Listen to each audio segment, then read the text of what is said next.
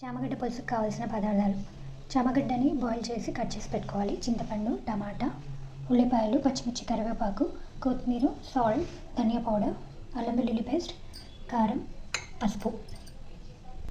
ముందు ఒక ప్యాన్ తీసుకొని అందులో తగినంత ఆయిల్ వేసుకోవాలి. ఆయిల్ హీట్ అయ్యాక అందులో ఆనియన్స్ వేసుకోవాలి. ఆనియన్స్ కాస్త ఫ్రై అయ్యాక పచ్చిమిర్చి, కరివేపాకు వేసుకోవాలి. కొద్దిగా సాల్ట్ వేసుకోవాలి.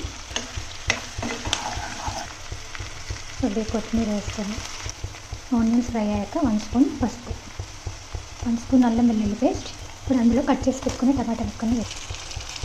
ఇప్పుడు ఇందులోకి బాయిల్ చేసుకుని టమాటాని వేసుకోవాలి. మూత పెట్టి కాసేపు ఆయిల్లో మగ్గనిచ్చుకోవాలి. ఇందులోకి కారం 4 టీ స్పూన్స్ వేసుకోండి.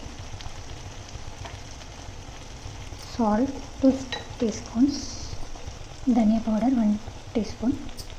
ఇప్పుడు చింతపండు పులుసుని వేసుకోవాలి. కాస్తని వాటర్ కూడా వేసుకోవాలి.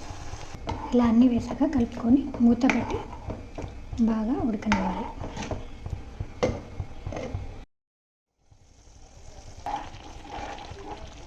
కొద్దిగా గరం మసాలా వేసుకోవాలి.